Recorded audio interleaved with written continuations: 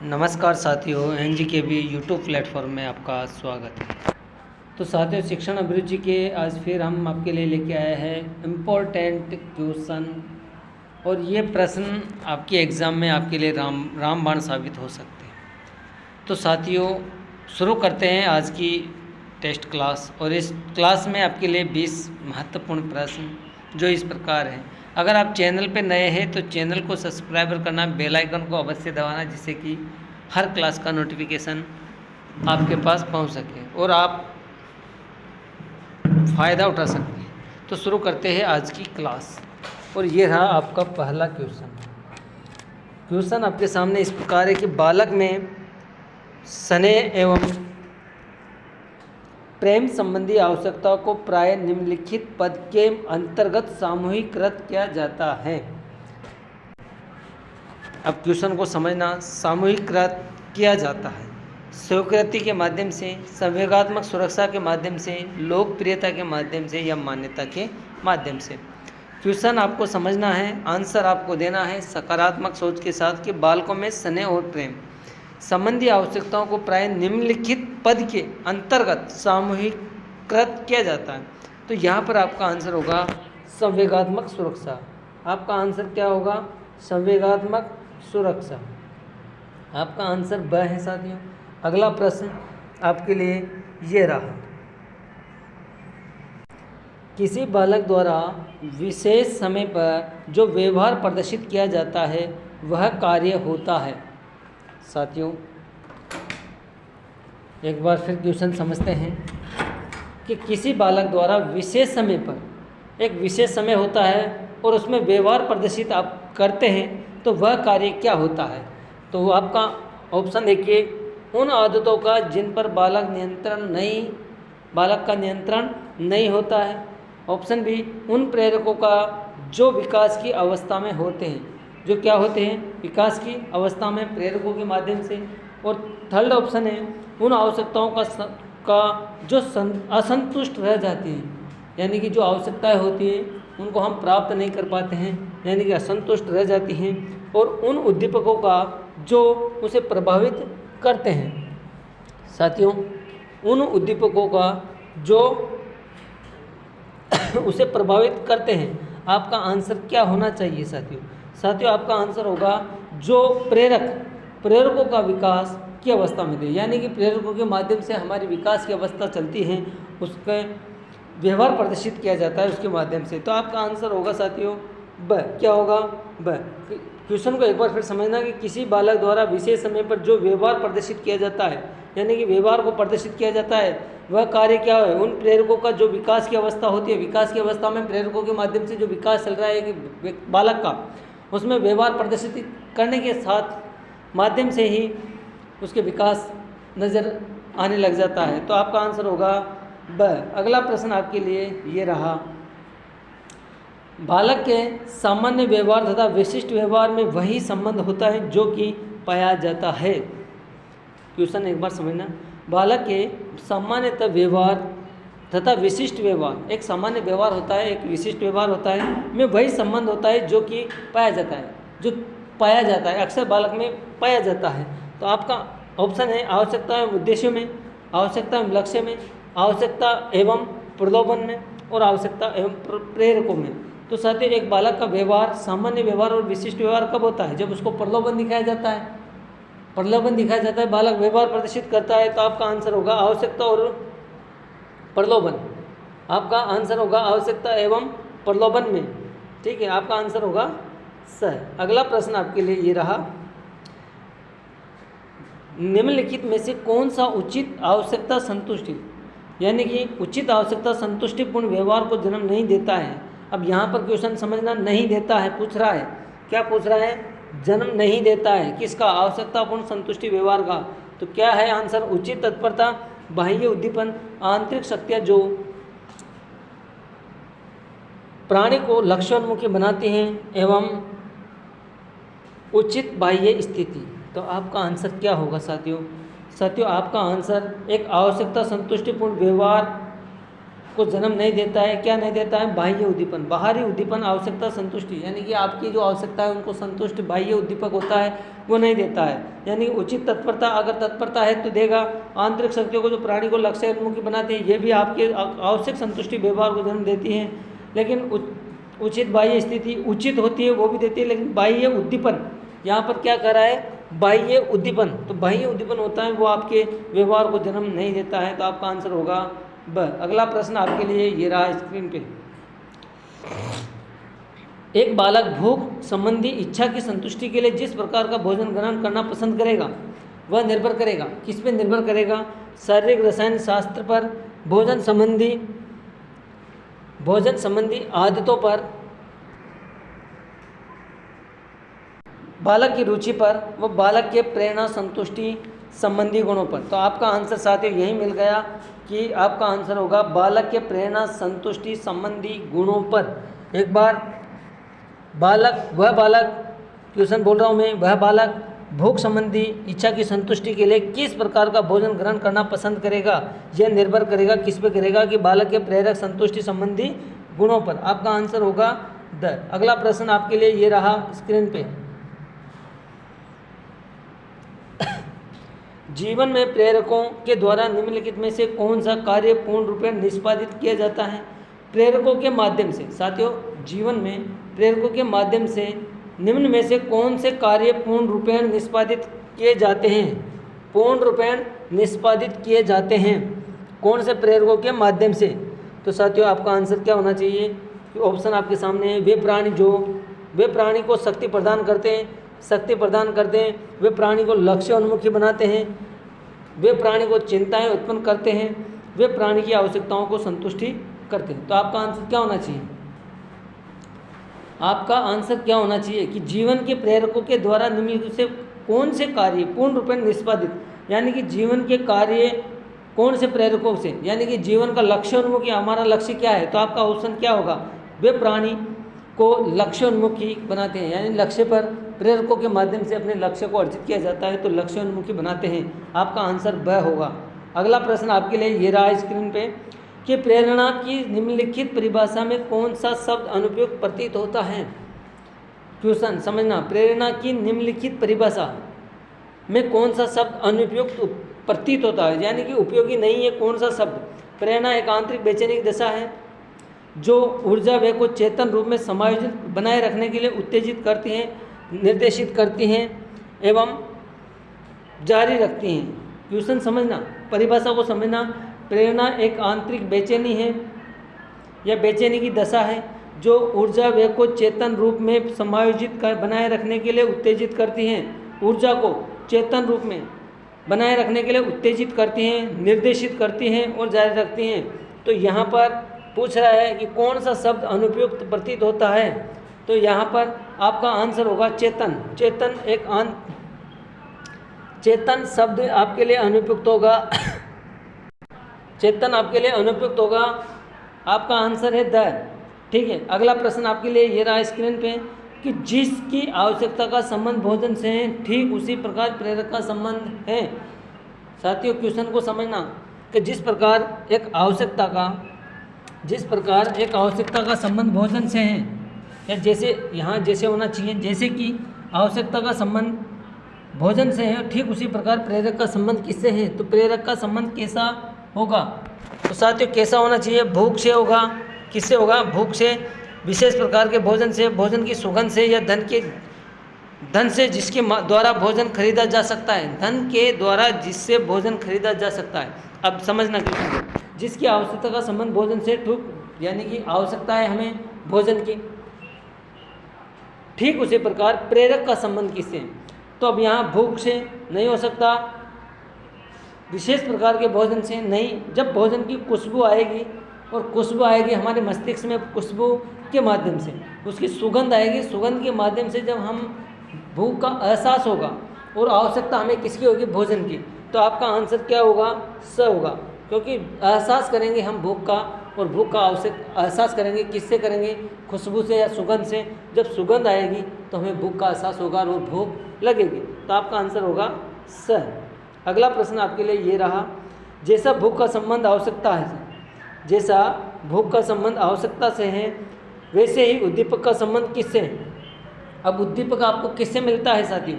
उद्दीपक अभिप्रेरणा वाला पार्ट पढ़ा है, तो अभिप्रेरणा आपसे किससे मिली? खुशबू से। तो यहाँ पर भी खुशबू ही होगा। भूख का संबंध तो उद्दीपक क्या मिलेगा? जैसे ही खुशबू मिलेगी, खुशबू आएगी किसी भोजन की, तो आपको स्वतः ही एक एहसास हो जाएगा। तो आपका आंसर यहाँ पर उद्दीपक का संबंध किससे होगा? आपके भोजन की खुशबू से। तो यहाँ पर भी स आपका आंसर होगा। अगला प्रश्न, निम्न में से कौन सा पद प्रेरकों को सर्वोत्तम तरीके से परिभाषित करता है? निम्न में से कौन सा पद प्रेरकों को सर्वोत्तम तरीके से परिभाषित करता है? प्रेरकों के अब प्रेरक मैंने क्लास में बताए थे आपको, अर्जित प्रेरक हो सकते हैं, स्वाभाविक प्रेरक होते हैं, कृत्रिम जो है सामाजिक प्रेरक, अलग अलग रूपों में जाना जाता है इन प्रेरकों को। तो प्रेरक साथियों, निम्नलिखित में से कौन सा पद प्रेरक को सर्वोत्तम तरीके से परिभाषित करता है? सामाजिक मान्यता की उत्कंठा, व्यवहार संबंधी आंतरिक उद्दीपन, वह लक्ष्य जिसकी ओर व्यक्ति को आकृष्ट किया जाता है, एक ऐसी स्थिति जो वांछनीय व्यवहारों को जन्म। आपका आंसर होगा साथियों यहाँ पर व्यवहार संबंधी आंतरिक उद्दीपन। आपका आंसर क्या होगा? व्यवहार संबंधी आंतरिक उद्दीपन आपका ब आंसर होगा। अगला प्रश्न,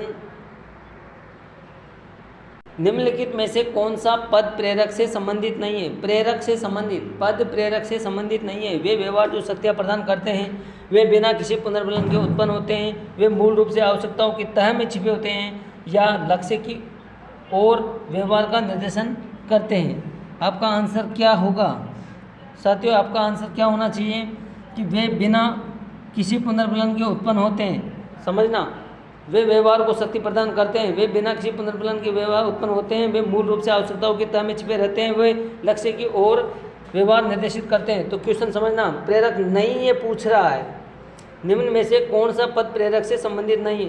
तो वे व्यवहार को शक्ति प्रदान करते हैं क्योंकि व्यवहार को शक्ति प्रेरक हमेशा प्रदान करते हैं। वे बिना किसी पुनर्बलन के उत्पन्न नहीं, ये तो संभव ही नहीं है। ठीक है, वे मूल रूप से आवश्यकताओं के तह में छिपे, आवश्यकताओं में छिपे रहते हैं, वे लक्ष्य की ओर व्यवहार निर्देशित करते हैं। तो आपका आंसर होगा साथियों यहाँ पर ब। अगला प्रश्न आपके लिए ये रहा कि निम्नलिखित में से कौन सा पद प्रेरकों के संदर्भ में असत्य है? प्रेरकों के संदर्भ में असत्य कह रहा है ये, प्रेरकों के संदर्भ में असत्य। कुछ विशेष उद्दीपकों के प्रति सतर्कता, विशेष वातावरण के साथ असंबंधितता, कुछ प्रलोभनों के प्रति अनुक्रिया और यादृच्छिक रूप से कुछ क्रियाओं के प्रति सजगता। यहाँ क्रियाएं हैं, तो आपका आंसर होगा साथियों यहाँ पर यादृच्छिक रूप से कुछ क्रियाओं के प्रति सजगता। असत्य पूछ रहा है, इसमें भी असत्य पूछ रहा है, तो उद्दीपकों के प्रति सतर्क रहते हैं, वातावरण के साथ अंतर्संबंधिता होती है, असंबंधता होती है, कुछ प्रलोभन के प्रति अनुक्रिया होती है। यहाँ पर यादृच्छिक रूप से कुछ क्रियाओं के प्रति सजगता, कुछ क्रिया, तो यहाँ पर असत्य यही होगा आपका द। ठीक है, अगला प्रश्न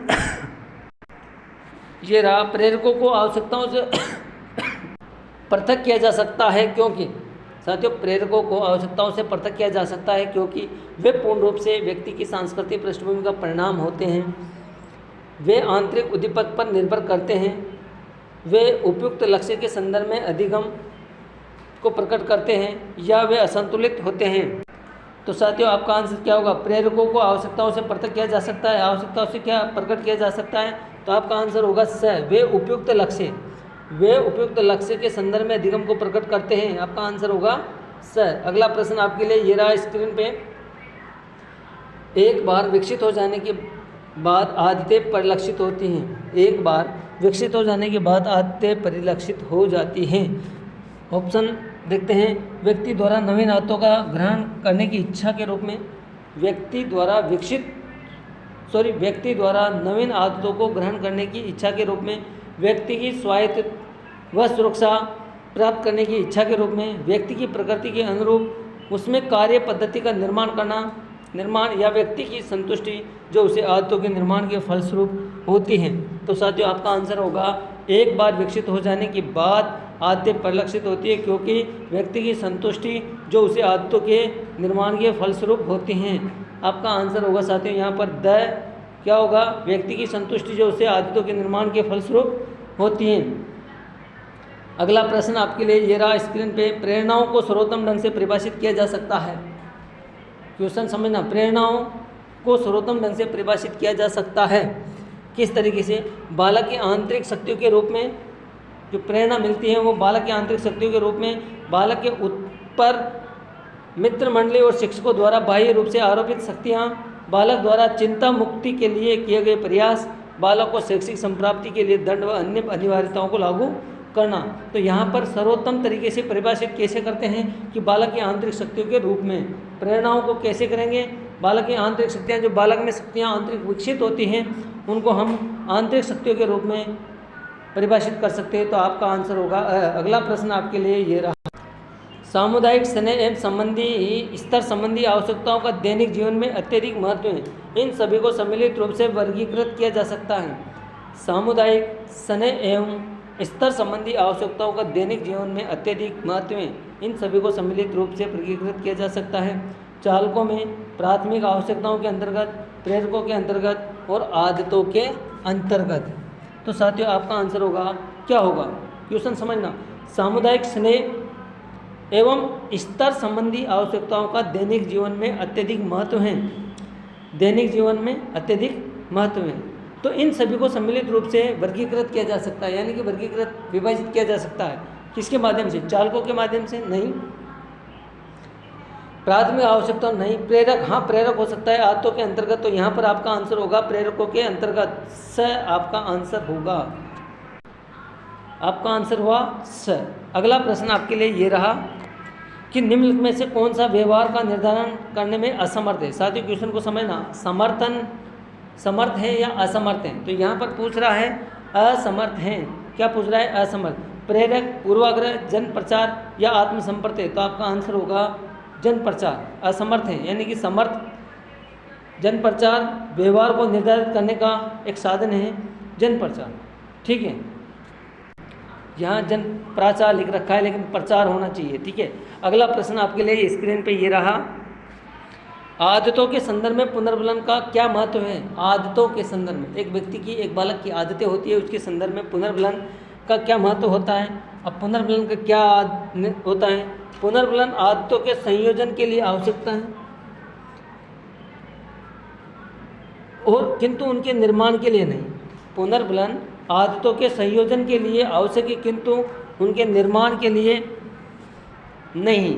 यहाँ क्या कह रहा है क्वेश्चन, एक बार समझना, आदतों के संदर्भ में पुनर्बलन का महत्व क्यों है। तो यहाँ पर पुनर्बलन आदतों के संयोजन के लिए आवश्यक है किंतु उनके निर्माण के लिए, निर्माण भी होता है। पुनर्बलन आवश्यकताओं को संयोजन एवं निर्माण दोनों के लिए आवश्यकता है, हाँ यह हो सकता है। जब आदतें एक बार निर्मित हो जाती है तो स्वयं की पुनर्बलक के रूप में कार्य करने की लगती हैं। नेक्स्ट, आदतें एक विशेष अधिगम को निर्माण करते, आदतें एक विशेष अधिगम का निर्माण करते हैं जिनका पुनर्बलन से कोई संबंध नहीं होता। यानी कि आपका आंसर साथियों यहाँ पर होगा पुनर्बलन आदतों के संयोजन एवं निर्माण दोनों के लिए आवश्यक हैं, वह आपका आंसर होगा। अगला प्रश्न आपके लिए ये रहा स्क्रीन पे, बालक के व्यवहार को स्पष्ट किया जा सकता है। एक बालक है, उसके व्यवहार को स्पष्ट किया जा सकता है किस तरीके से, उन उद्दीपकों के संदर्भ में जो उस पर कार्य करते हैं, उसकी संतुष्टि इच्छाओं के संदर्भ में, उसे सामाजिक दबाव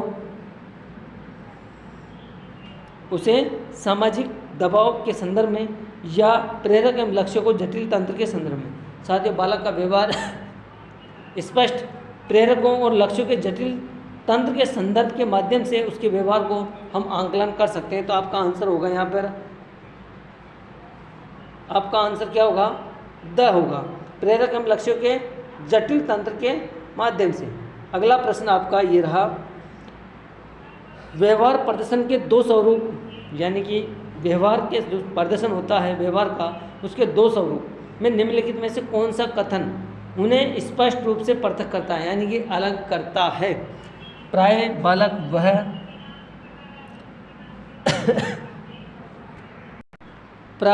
बालक वह कार्य करना पसंद करता है जिसे वह पूर्व में अनेक बार कर चुका है, पूर्व में अनेक बार कर चुका है। दूसरा ऑप्शन, तत्कालिक संतुष्टि तत्कालिक संतुष्टि प्रदान करने वाले व्यवहार को प्राथमिकता प्रदान की जाती है। तीसरा, जितना तीव्र प्रेरक होगा उतनी ही तीव्र प्रतिक्रिया होगी। और चौथा, प्राय निर्णय सहयोग या घटना अनुक्रम पर निर्भर करता है। तो साथियों, आपका आंसर होगा यहाँ पर, जितना तीव्र प्रेरक होगा उतना ही तीव्र प्रतिक्रिया होगी। तो आपका आंसर यहाँ पर साथियों क्या होगा? स होगा। क्या होगा? स होगा। और साथियों, अगर क्लास अच्छी लगे तो लाइक करना, शेयर करना ज़रूर, अपने दोस्तों को भी शेयर करना, चैनल को सब्सक्राइब करना, बेल आइकन को अवश्य दबाना, जिससे कि हर नोटिफिकेशन का आपको मैसेज मिल सके और हर क्लास का फ़ायदा उठा सके। धन्यवाद। जय हिंद, जय भारत।